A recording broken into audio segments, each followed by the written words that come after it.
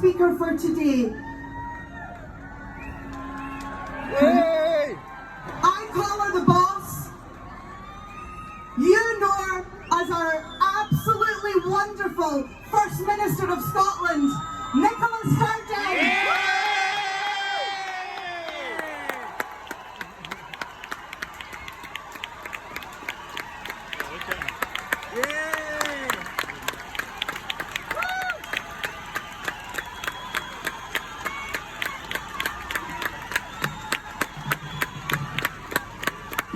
Hello, Glasgow. What a beautiful sight to behold here today. Firstly, let's hear it again for the leader of Glasgow City Council, the woman who delivered equal pay justice to women across this city.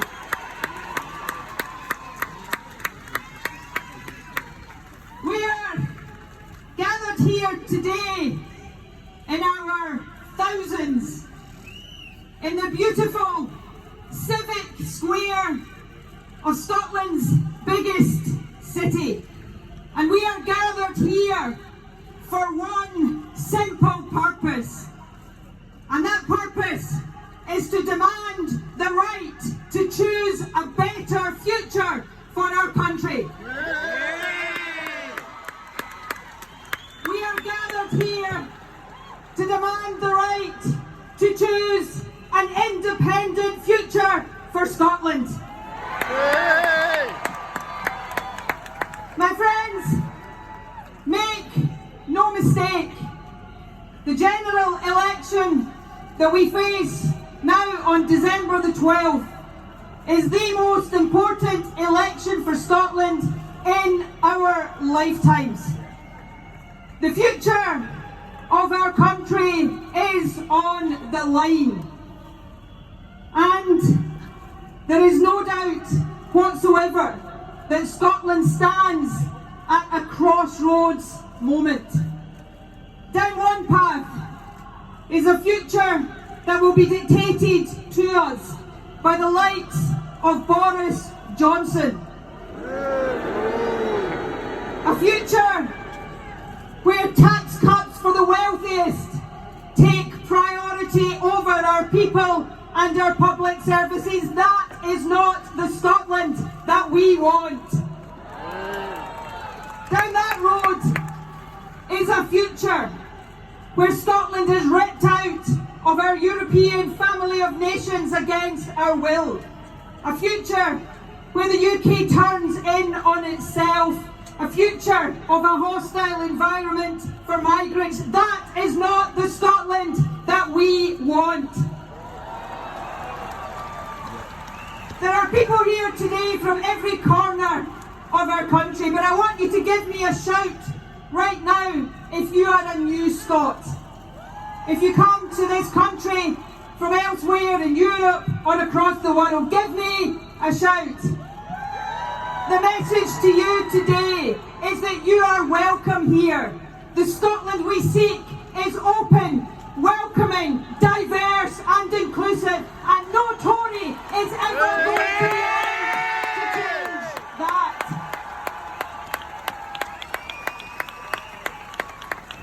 And down that Boris Johnson path lies a future where Boris Johnson has his strings pulled by Donald Trump. Make no mistake, if we accept for our country that future, our National Health Service, workers' rights, environmental standards, all of that is on the line. That is not the Scotland that we want. There is, my friends, a much better alternative. And that alternative is not a UK Labour government that can't even make up its mind where it stands on the question of Brexit. The days when Scotland has to make do with a choice of the lesser of two evils, these days must come to an end. And if you permit me, if you permit me, given that I've been speaking about Boris Johnson and Jeremy Corbyn, to go off at a bit of a tangent. Let me send a message to both of them. Why are you so scared to have real debates in this election? And my message and my challenge is this. I'll debate either of you. I will debate both of you anytime, any place. So stop running scared and come and justify why Scotland should not be independent. My friends, the better alternative, the much better alternative for our country is to take our future into our hands and to become an independent country.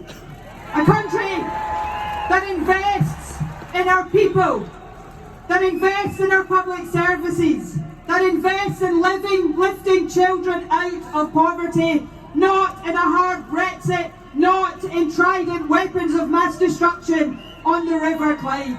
An independent country that is open, that is welcoming, that is diverse, that can build a better future, not just for us here today and this generation of Scots, but a better future for all the generations who come after us. That, my friends, is the prize, and that prize is within our touching distance. But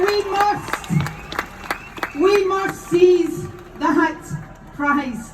I said a moment ago that this general election is the most important in our lifetimes.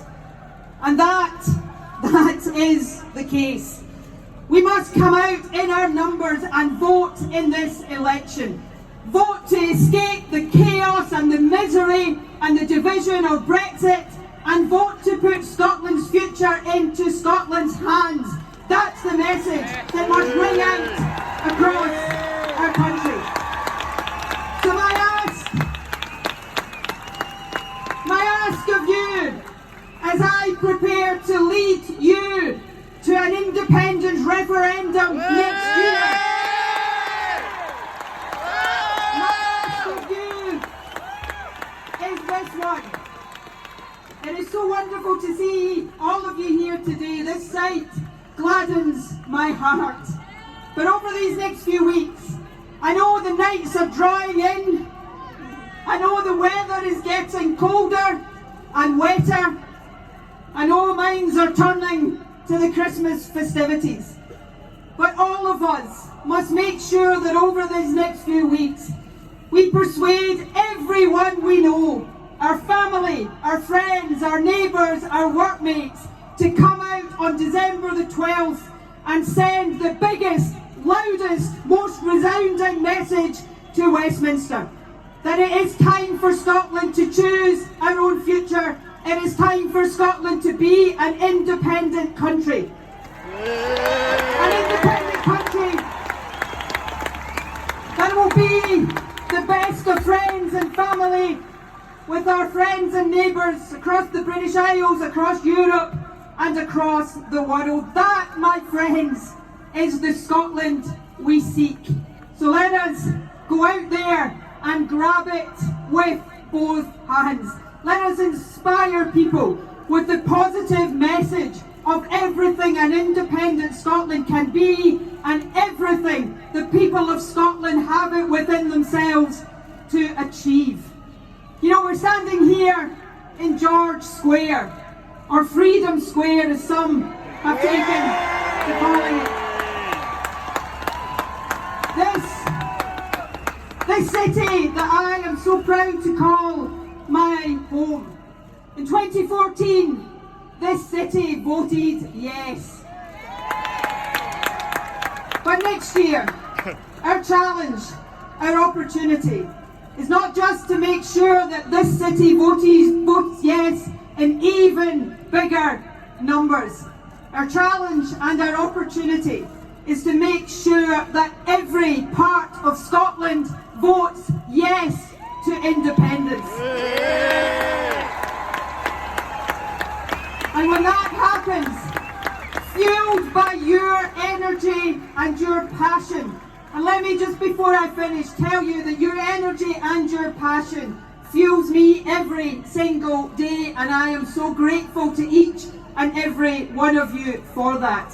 But when that happens, when our country, north, south, east, west, votes yes to independence, then together we can get on with the job that it is all about, of building that better, more prosperous, fairer, more equal, more outward looking, more open, more inclusive, more diverse Scotland that all of us believe in our hearts is possible. Let's win our independence, let's win the Scotland